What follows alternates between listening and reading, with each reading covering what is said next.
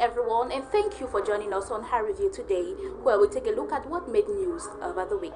In the headlines, media practitioners in Cameroon and around the world celebrate World Press Freedom Day with focus on environmental preservation. Journalists in the country embark on massive community cleanup campaigns. Plus, workers in Cameroon reflect on ways to better their working conditions as they join their peers in the world to celebrate the 138th edition of the Labour Day on May 1st. This under the theme, Constructive Social Dialogue, Vector of Decent Work and Social Progress. And Cameroonians continue to grapple with poverty as recent data from the National Institute of Statistics show that 10 million Cameroonians live on less than 1,000 francs a day. Those are the headlines. We have details and more right ahead.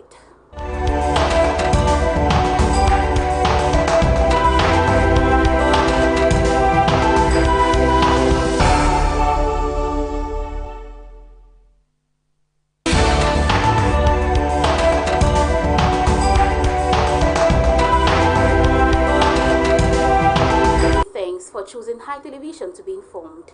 I am Cynthia Latu. As you heard in one of our lead stories, media practitioners in Cameroon joined the rest of the world yesterday to celebrate World Press Freedom Day with a focus on environmental preservation. To mark this day, some journalists went out massively to carry on cleanup exercises. As you tell us, Larry Kelvin Tengening. The 31st edition of the World Press Freedom Day is being commemorated today in Cameroon and around the globe after the day was endorsed and put into place by the United Nations Organization's General Assembly. The theme for this year's commemoration, Press for the Planet, Journalism in the Face of Environmental Crisis, is very pertinent. Pertinent at the 31st edition because we live in a world today where every year humans extract 55 billion of fossil fuel, minerals and biomass from the earth. With this year's theme that pays special tribute to the environment as it's Christian, a press for the planet, journalism in the face of environmental crisis.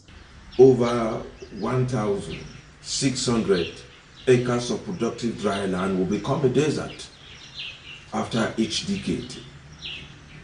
We are also looking at 5 to 10% of tropical rainforest species that will become extinct if we don't control their exploitation. These are the stark environmental challenges and realities that we face as we continue to live on planet Earth.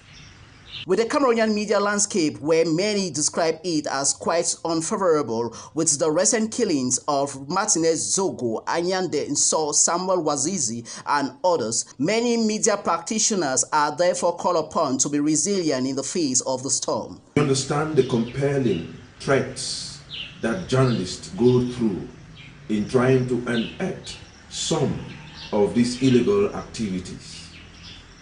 Journalists should not be discouraged.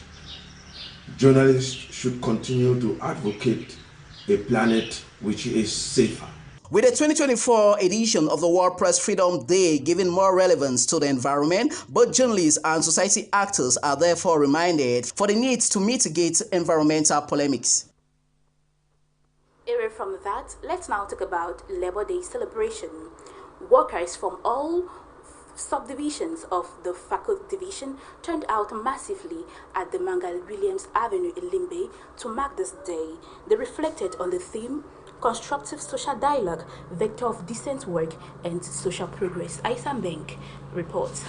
Qui vient de passer, le ministre délégation régionale. Employers of the FACO division have been challenged to respect employment contracts that outline employment conditions and terms as well as abolish illegal dismissal of workers. The challenge was echoed by Mr. Tennant Lucas, representative of FACO Trade Union during activities marking the commemoration of the 138th International Labour Day that took place at the Manga Williams Avenue, Limbe on Wednesday, May 1st, 2024. more. In the course of the ceremony, Mr. Tenen Lucas also beckoned on the state to increase minimum wage as the current paycheck do not match up with the increase in prices of basic commodities. The senior divisional officer for FACO, Viang Mikala, called on the workers to always create an avenue of dialogue within their institutions. We want to take action on the theme chosen for this year's celebration so that the climate of serenity, mutual respect, and above all, trust reign between these two partners. The 138th Labour Day celebrated under the theme Constructive Social Dialogue Vector of Decent Work and Social Progress brought together employees and employers from all 7 subdivisions across the FACO division, with some 244 workers being decorated with Labour Medal of Valor by the state, which further paved a way for Senator Bella Moki Charles to point out the effects of financial crisis and ongoing conflicts on the different sectors. By the ongoing socio-political crisis that is prevalent and has not left FACO isolated. However, we can afford to say that the situation is getting better. People are coming to their senses. More and more, the perpetrators are realizing that their mission is a senseless one that has no future and that has no place as far as FACO division is concerned. With many mind-blowing activities which crowned the Labour Day celebration, Limbe, one can say it was a successful one, notwithstanding the financial crisis and the ongoing conflicts across the world.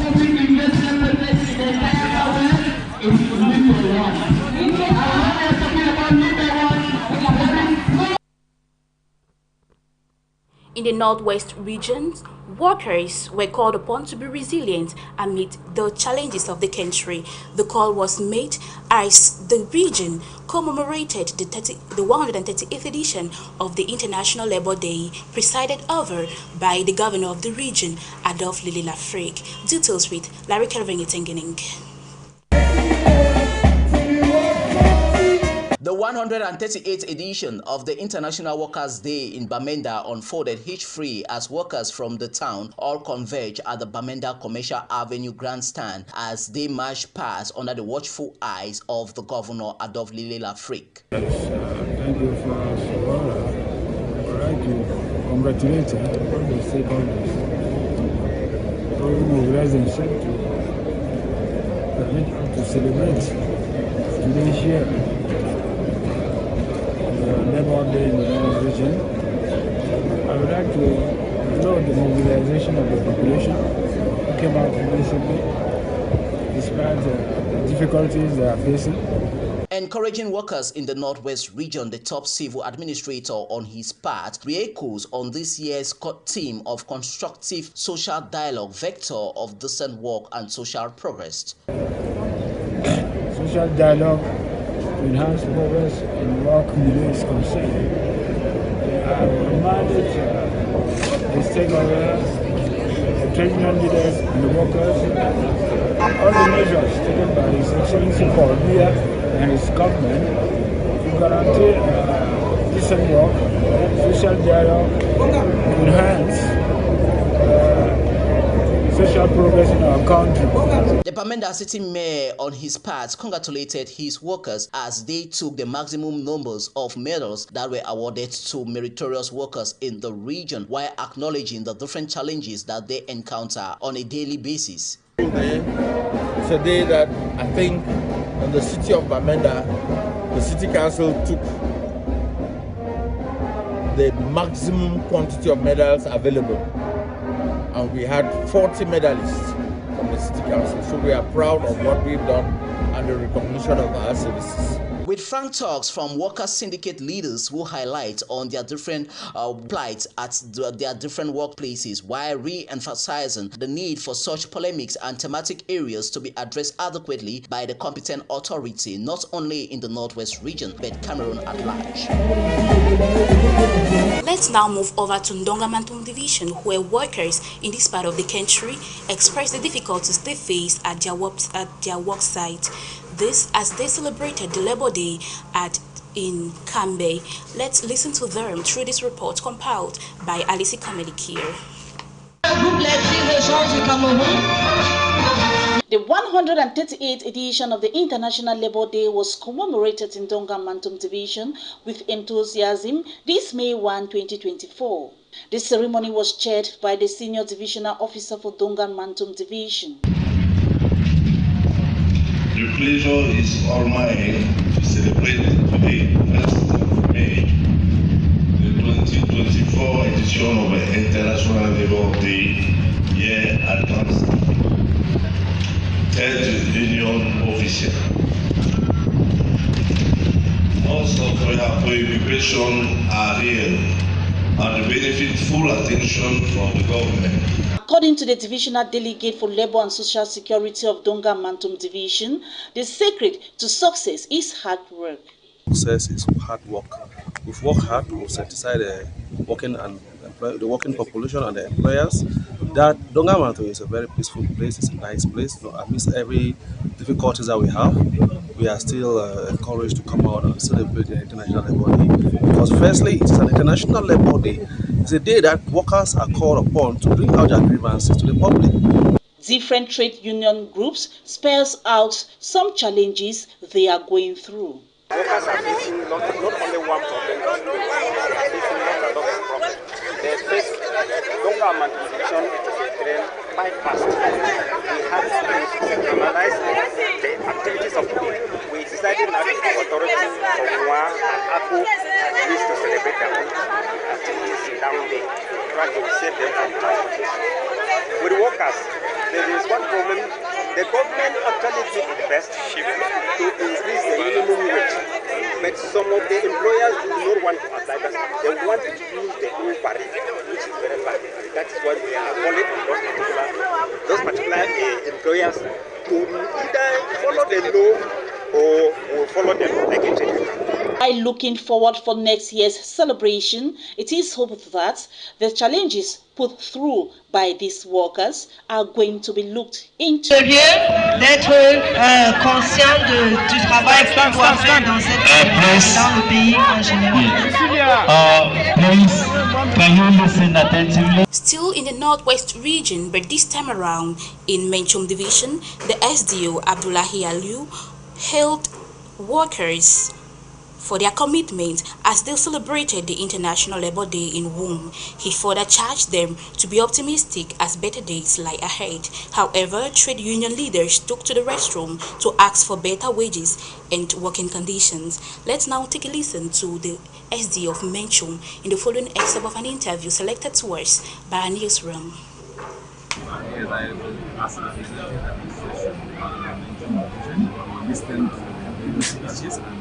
Complaints of those who intervened during the celebration, especially the president of Tutu, and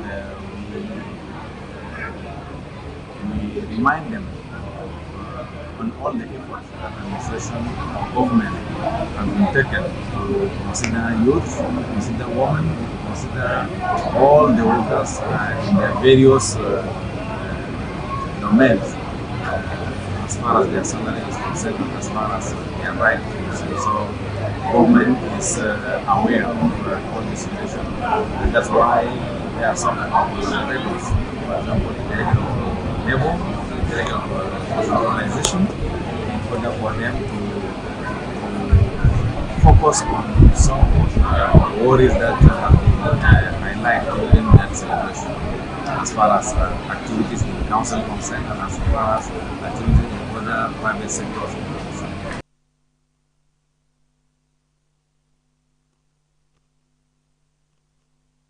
Away from Labor Day celebration, let's talk about something else. Raising awareness and understanding on environmental issues amongst young generation has been identified as pivotal. Environmental clubs are being incorporated in primary and secondary schools as a tool to enhance nature conservation. Alice Comedy here tells us more.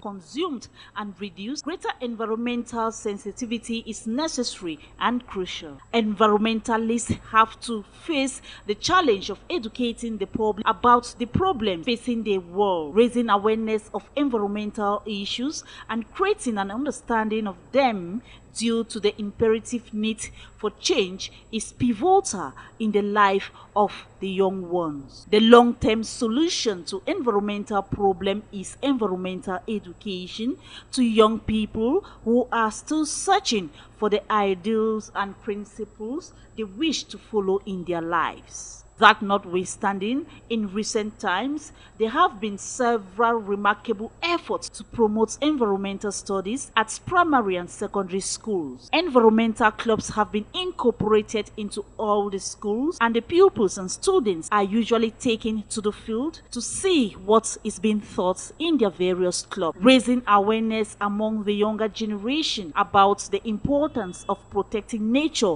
and all living beings should be the objective of environment. Overpopulation, pollution, burning fossil fuel, and deforestation can be avoided in future.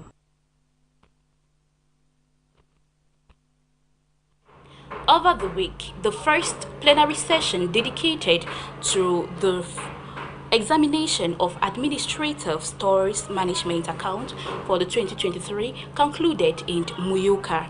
Councillors expressed satisfaction over the accomplishments had made so far and noted that the subdivision is vibrating once again. Details with Larry Calvin Tengeneng. The first ordinary council session of Muyoka Council, dedicated towards the examination of administrative management and stores account for 2023 fiscal year, is on course. The council they evaluate what I did last year, and everything died. The session that was heavily attended by all the councillors of the Muyoka municipal structure, as facultated Assistant Senior Divisional Officer Bayala Noah Jouel represented the state of Cameroon as he sat in for the Senior Divisional Officer. The mayor enumerated on the 1.2 billion CFA francs budget on how it has been executed this far. You know, with my councillors, some of their anticipation, it means that there are no councillors in this Muyoka.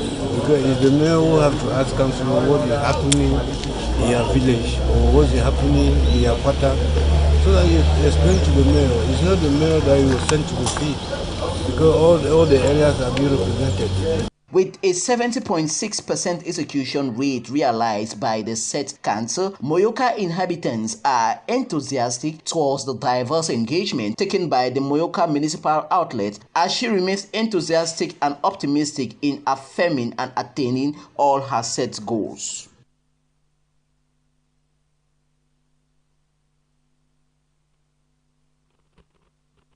The second edition of the consultation platform between Elections Cameroon and other stakeholders of the electoral process at the local level has concluded in Buea. It brought on board political parties, civil society organizations, judiciary, and traditional authorities, as we hear in the upcoming report. With less than a year before the 2025 general elections, election management body in Cameroon, Elections Cameroon Elecam, is leaving no stone unturned. This explains the second edition of the regional platform for permanent consultation between Elections Cameroon Elecam and the stakeholders of the electoral process at local levels in the southwest region. You are aware, this is the second edition of the regional platform for permanent consultation between Elecam and other stakeholders of the electoral process at the local level. The first edition held last year with some recommendations. We deemed it necessary to have another periodic meeting of this journey so that we'll be able to relay and give back information to the stakeholders on measures that have been taken with regards to resolutions that were taken in the first platform. The meeting that was presided over by one of the members of Elecam's board, Christopher Tambetiku, who exhorted all to be cohesive towards Elecam's strides in the presence of another member, former governor to the Southwest region. This is going to be a permanent consultation where we liaise with all the election stakeholders to improve and enhance on the process so that they also know what we are doing from our own end, and we also have the opportunity of knowing their expectation. So far we have engaged in fruitful discussions this afternoon. Some recommendations have been made, some observations have been made, some of the observations have been challenges which we are going to sit back and probably review our strategy and maybe give them feedback when we meet again in the platform. The conclave that brought on board militants of political parties, civil society actors, the judiciary, traditional rulers who all believe in the clarity of Elecam and the presentation of challenges. It was a very good forum because it gives us the opportunity to let Elecam to find new ways of innovative ways of reaching out to voters, getting them to register, because it is in the interest of all of us, all political parties, to have as many people as possible registered into the electoral list. And so therefore I think this is quite a laudable initiative. The recommendation of the previous meeting were taken with adequate firmness, as most of the participants emphasized on the results that is healing. That other stakeholders made during this second edition, I believe they are positive and will go a long way to intensify the registration of the population on the electoral register of Elections Cameroon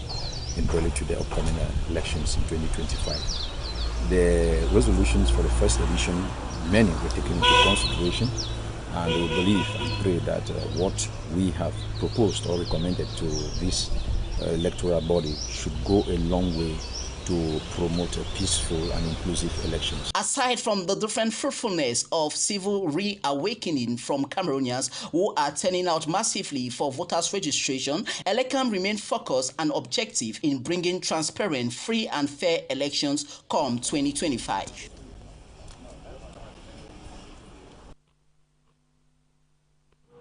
This is High Review, a rundown of the week's news-making events on High Television.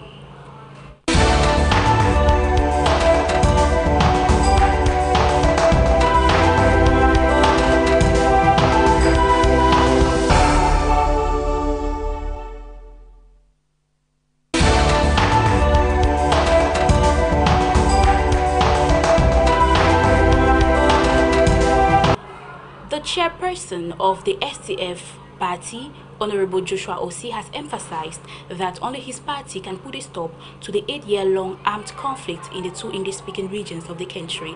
He was speaking in Bamenda during a tour he made all around the country. Details with Larry Keringetengening. SDF chairman Honorable Joshua Osei Namangi is in the party's birthplace of Bamenda for a consultation and meeting the grassroots sympathizers and militants of the Social Democratic Front party. I think you can summarize it into work, and work. We have an uphill task to be able to be present in these very difficult circumstances, to be able to be back on the field. So that's the work we're doing. That's the reason why I'm here. That's the reason why I'm talking to you. The meeting that falls in line with his nationwide tour, as the chairman believes SDF party remains the best choice in putting a stop in the ongoing armed conflict raging in the two Anglophone regions. The SDF was born in this region. The SDF's DNA runs through this region and the Southwest as well. And the SDF is the best placed party, political party, to bring about or to usher in a political solution to the actual crisis we're having in the Northwest and Southwest region. So we are pretty confident of our capacity to bring about that change. And for that to happen, we have to be in a situation of power. We cannot bring about those solutions from a point from the opposition. So the Cameroonian voters have the power to see that for the past 7 going to 8 years, we are in a crisis situation, and those who are in power today, the CPDM and Mr. Biya, have a responsibility, a duty and a responsibility to bring about peace into the Northwest and Southwest, and they have been unable to do it.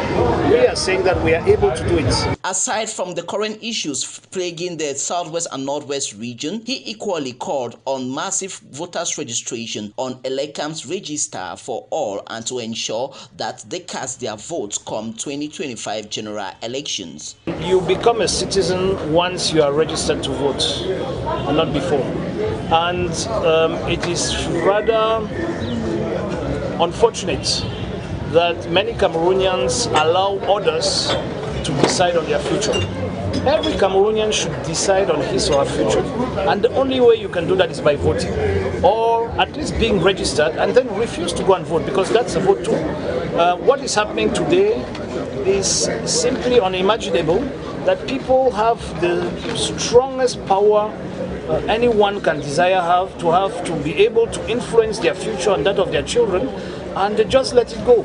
And they believe, and then some other people get elected into office, and they suddenly realize that their mayors are not good, that their MPs are not good, that the president is unable to solve the crisis in Northwest and Southwest. The problem is not the president, the problem is you. If you are not registered and the crisis goes on, then you are the problem. And so you need to go and register, you need to come out, you need to vote for your own future.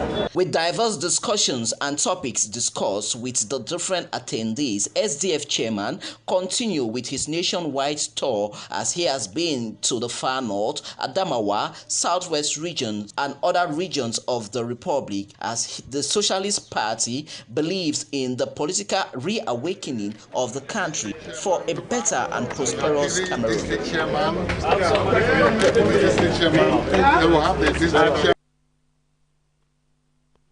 Over to the economy now. 10 million Cameroonians live on less than 1,000 francs a day. The recent data was revealed by the National Institute of Statistics as Cameroon grapples on poverty. Details the upcoming report. According to data from the 5th Cameroonian Household Survey, published recently by the National Institute of Statistics of Cameroon, nearly 2 out of 5 Cameroonians live below the national poverty line, established at 813 francs CFA per day and per person. These findings reveal that around 10 million people out of the country's 27 million were considered to be living in poverty in 2022. INS reports that the situation results from factors including insufficient economic growth, distortions linked to the redistribution of wealth, as well as the various endogenous and exogenous shocks linked to Russia-Ukraine conflict and fluctuations in world prices of raw materials and exported products. The poverty is more spread in rural areas where the incidence is 56.3%, while urban areas record as much lower incidence, estimated at 21.6%. Consumer inequalities remain high, with the richest 20% of households consuming 10 times more than the poorest 20%. Some conflict-affected regions, including Far North, Northwest, North, Adamawa, and the East, are the poorest, with poverty levels higher than the national average. While the average economic growth rate stood at 2.6% over the period 2020 to 2023, the poverty rate remains at 38.6% in 2021-2022, compared to the objective of 30.8% set for the National Development Strategy, whose implementation covers the period 2020 to 2030, nearly 8 points of gap to be absorbed. Let's talk about something different. Some choristers of the FACO North and South Presbyteries have wrapped up with their 2024 annual come together at the Presbyterian Church, Boya, stationed under the theme Jesus the Messiah. Larry Calvin Tengening was there at the closing ceremony and now report. Members of the Makomeosa Yehovah Choir of the two Fako Presbyteries are at Presbyterian Church Boya Station for their 2024 annual come-together Christian Jesus the Messiah, a special time for the Fako zone as their president is leaving office. Session for 20 years in leadership. I'm very happy that I'm quitting the stage when all my choristers are very pleased with what I have done within this period. And I'm happy for the turnout, I'm happy for everything that we have done. And as I earlier said, I'm praying that those who have taken over the administration, we should give them a collaboration to continue this work. During the activities cementing the come-together, that was highly appreciated by the parish pastor of PC Boya Station, who urges all to focus and make sure that their gaze is on to God. The event has taken place so well, they have sung so well, they have evangelized us again and again. As they leave, I pray that they should take seriously the fact that Jesus Christ is the Messiah, the anointed one of God, our Savior. That he is there always to meet us at the point of need, be it spiritual, material, psychological, emotional, or otherwise. To would-be members choristers, the outgoing president on her part urges them to beat the fear factor. I'm praying that those who have taken over the administration, we should give them a collaboration to continue this work and even better than what they did to me. I just pray that this association continue to grow stronger and stronger. Being the oldest choir in the Presbyterian Church in Cameroon, the PCC, that was created since 1940, the said choir remains resolute in making sure the mission of God is being accomplished. Thank the choristers, most of them who came, and thank the choirs too, because most of the old choirs here sometimes we meet old friends who sometimes you could not meet them. But we have been and at such occasions we meet and see and greet ourselves. From Bible quiz, choral singing and others, the choristers that sings exclusively in the Douala dialect remains resolute and steadfast in the evangelization of the gospel towards all nooks and crannies of the country and beyond.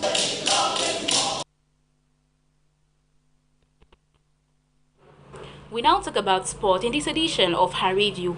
The 6th subdivision of the Southwest region have received sports kits from the Southwest Regional Technical Advisor of FECAFOOD, IEC Dominic. This is in view of FIFA Talent Development Scheme, a project that aims at promoting football in the region. Details with High TV Sport Lady Sonny Tangui. In view of the FIFA Talent Development Scheme, which has its aim to promote football right from the grassroots of our various divisions in the country, just like the other divisions in the regions have received their own materials needed to promote and encourage football, today was the day of the Southwest region. The 6 divisions all answered present, with representatives from Fakon, Dian, Lebialem, Kupema, Ndinguba, Meme, received their sporting equipment like balls and swagis from the Divisional Technical Advisor by the Regional Technical Advisor, Mr. IEC Dominic, in the presence of Mr. Pisong Mokia Thomas. The distribution was done at the FECAFOOD Southwest Bureau here in Boya, and the various representatives from the various divisions have been urged to utilize the materials consciously.